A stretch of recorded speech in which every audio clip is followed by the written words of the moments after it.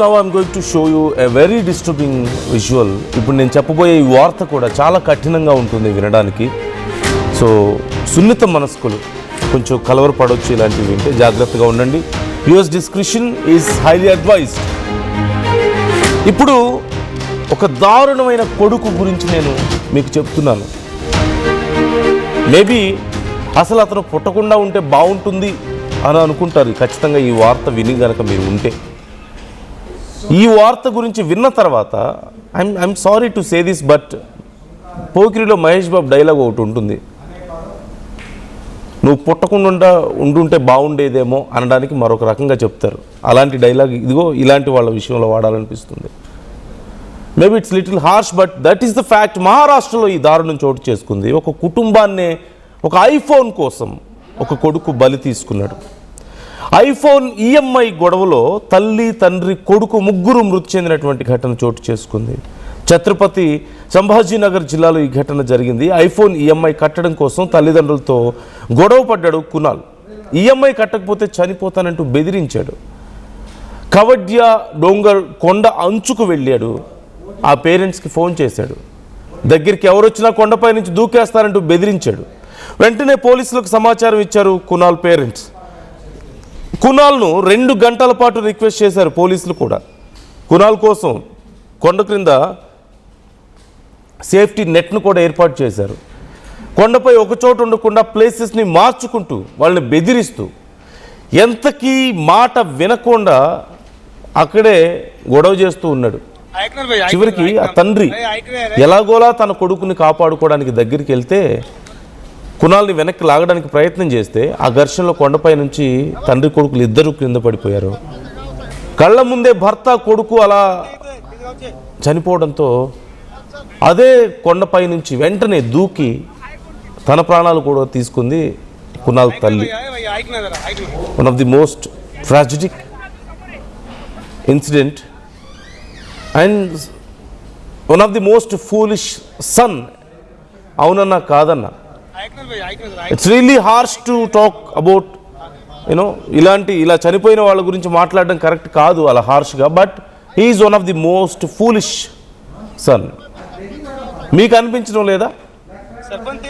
తల్లిదండ్రుల మాట వినకుండా he bought an iPhone as per some sources. అది ఐఫోన్ 15 అని చెప్తున్నారు. Whatever it is, iPhone కొనుక్కున్నాడు. కొనుక్కున్న తర్వాత ఈఎంఐలు కట్టలేకపోతున్నాడు. నేను కట్టలేకపోతున్నాను, నాకు ఐఫోన్ కావాలి, మీరు ఈఎంఐలు కట్టండి అని చెప్పేసి ఆ తల్లిని తండ్రిని అడిగాడు.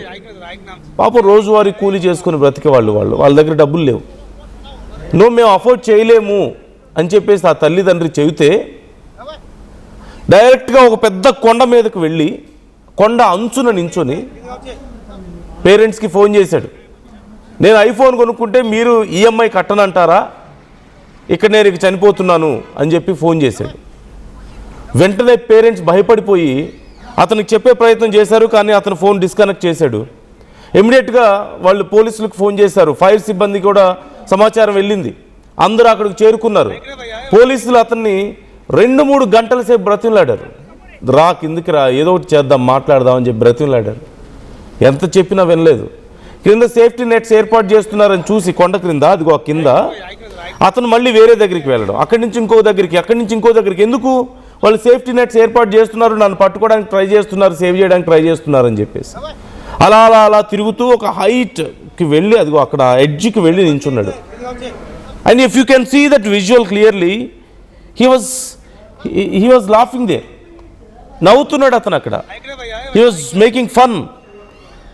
చివరికి ఇక గంటలు గడిచిపోతున్నాయి, ఓపిక చచ్చిపోతుంది. ఏం చేయాలో అర్థం కాక ఇది ఎంతసేపటికి తెగకపోవడంతో సరే ఆ తండ్రి ఎలాగోలా నా కొడుకుని కాపాడుకోవాలి, ఒకవేళ ఎక్కడ దూకేస్తాడో అన్న భయంతో కాళ్ళ వేళ్ళ పడ్డా ప్రాధేయపడ్డా వినకపోవడంతో చివరికి ధైర్యం చేసి తెగించి ఆ తండ్రి ముందుకు వెళ్ళి ఆ కొడుకుని వెనక్కి లాగే ప్రయత్నం చేశాడు కింద పడకుండా.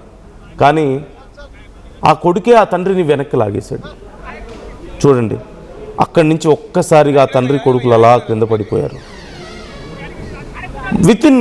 వితిన్ ఫ్రాక్షన్ ఆఫ్ సెకండ్స్ ఆ తల్లి కూడా తండ్రి కొడుకు ఇద్దరు పడిపోవడంతో పరిగెత్తుకుంటూ వెళ్ళి వాళ్ళ వెనకే తను కూడా దూకేసింది మొత్తం కొండ మీద నుంచి. అంతే, ఆ ముగ్గురు క్రింద పడి ప్రాణాలు కోల్పోయారు. ఈ ఇన్సిడెంట్ విన్న తర్వాత మీకేమనిపిస్తుంది వ్యూవర్స్? బాధేయడం లేదా ఆ తల్లి గురించి, ఆ తండ్రి గురించి? కోపం రావడం లేదా ఆ కొడుకు గురించి? ఇప్పుడు చెప్పండి, అతను ఫూలిష్ అని ఎందుకన్నాను మీకు అర్థమవుతుందా? మీకు అనిపించడం లేదా అలా? ఒక ఫోన్ కోసం, ఒక ఫోన్ ఈఎంఐ కట్టలేకపోవడం ఆ తల్లిదండ్రుల దౌర్భాగ్యమా? వాళ్ళు చెప్పినా వినకుండా అతను ఆ ఫోన్ కొనుక్కొని వాళ్ళని వేధిస్తుంటే, వాళ్ళు కట్టలేమని చెప్పినందుకు ఇప్పుడు ఆ కుటుంబం మొత్తాన్ని బలి తీసుకుంటాడా?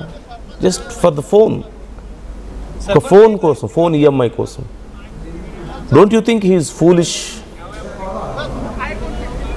ఇంతకంటే దారుణం ఇంకేదైనా ఉంటుందా? ఇప్పుడు మీకు అర్థమవుతుందా నేను మొదట్లో ఎందుకన్నానో? కనకుండా ఉండుంటే బాగుండేదేమో. యూఎస్ మీ అభిప్రాయాలు ఏంటి? ఒక్కసారి నేను ఆ వీడియో కూడా మీకు మరింత క్లియర్గా చూపించే ప్రయత్నం చేస్తాను. Please take a look.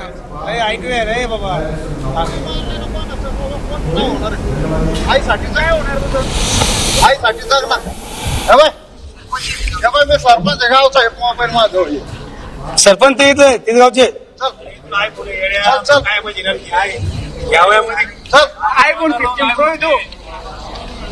ऐक रे भैया, ऐक ना जरा, ऐक ना.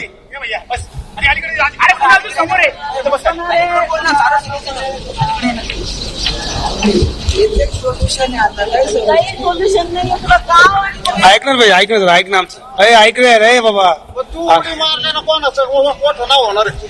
आईसाठी काय होणार तुझं? आईसाठी जर ना. ఇప్పుడు ఈ వీడియో దేశవ్యాప్తంగా చాలా వైరల్ అవుతుంది. దేశవ్యాప్తంగా వైరల్ అవుతుంది. పోకిరి సినిమాలో మహేష్ బాబు డైలాగ్ ఒకటి ఉంటుంది, మీరు వినే ఉంటారేమో. నీ తండ్రి సేఫ్టీ వాడు ఉండాల్సిందని చెప్పి ఒక మాట అంటాడు. I'm really harsh maybe for using this word. కాకపోతే ఇలాంటి పరిస్థితుల్లో అంతకంటే బెటర్ థాట్ ఏమొస్తుంది మనకి? తన ఫోన్ ఈఎంఐ కట్టనందుకు తన తల్లి తండ్రి ప్రాణాలని బలి తీసుకున్నాడు తనతో పాటు. ఇంతకంటే ఇంకేం చెప్పగలుగుతాం మనం? ఇంతకంటే ఫూలిష్నెస్ ఇంకేదైనా ఉంటుందా? మూర్ఖత్వం పరాకాష్ట కాదా ఇది? ఖచ్చితంగా తల్లిదండ్రులు ఇలాంటి విషయాల్లో జాగ్రత్తగా ఉండండి. ఎక్కడో డైలాగ్ చెప్తారు కదా, పిల్లల్ని కనగలం కానీ వాళ్ళ రాతల్ని కనలేమని చెప్పేసి. So be careful. ఇది పేరెంట్స్కి ఖచ్చితంగా ఒక కేర్ఫుల్గా ఉండండి. ఇది చూసైనా సరే తెలుసుకోండి, పిల్లల విషయంలో జాగ్రత్తగా ఉండడం నేర్చుకోండి. ఖచ్చితంగా ఆ ఫాదర్ మేబీ ఇంకొద్దిసేపు వెయిట్ చేసి ఉండాల్సిందేమో అనిపిస్తుంది. కానీ ఏం చేస్తాం, పాపం కొడుకుని కాపాడుకోవాలన్న తపన చివరికి తన ప్రాణాలు తీసుకునేలా చేసింది. ఆ తర్వాత ఇక కొడుకు భర్త ఇద్దరూ లేకపోయేసరికి ఆ భార్య కూడా ఏం ఆలోచించలేకపోయినట్టుంది. ఫ్రాక్షన్ ఆఫ్ సెకండ్స్లోనే వెళ్ళి దూకేసింది వాళ్ళతో పాటు. పాపం ఆ తల్లి ఆ కొద్ది క్షణాల్లోనే ఎంత నరకాన్ని అనుభవించి ఉంటుందో కదా పాపం. ఊహించుకుంటేనే భయం వేయడం లేదా మీకు? వ్యూస్ మీకేమనిపిస్తుంది ఈ వీడియో చూసిన తర్వాత? మీ ఒపీనియన్ ఏంటి? Try to comment.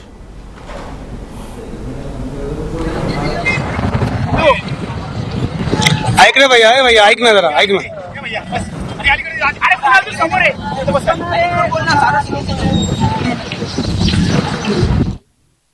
టోర్నమెంట్ కి ముందు పెయింట్ ఎలా చేస్తాం?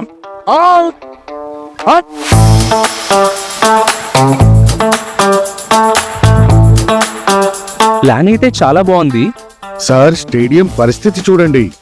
టోర్నమెంట్ ముందు పెయింట్ ఎలా చేస్తాం? టెక్నో పెయింట్స్ ఉందిగా. Techno paints, township, dam, stadium లేదా మనీళ్ళు, పెయింట్స్ నుంచి పెయింటింగ్ వరకు పూర్తి సొల్యూషన్ కావాలంటే మేమున్నాం. కానీ సార్, టైంకి పూర్తవుతుందా? రోజుకు 23 లక్షల స్క్వేర్ ఫీట్ పెయింటింగ్ చేయగల సామర్థ్యం, 5,000 మంది స్కిల్డ్ లేబర్ టీమ్ మా వెంట ఉంది. 23 లక్షల? అవును. ప్రపంచ స్థాయి రంగులు, అద్భుతమైన షేడ్స్ తో భారతదేశపు అసలైన పెయింట్ మరియు పెయింటింగ్ శక్తిని మేమే. We are Techno Paints. Techno paints.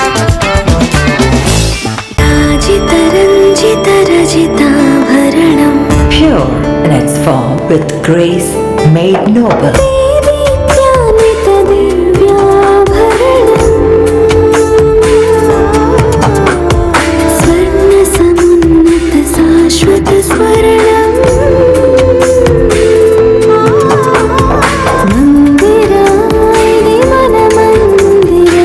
Mandira Premium Silver Jewelry by Manipali.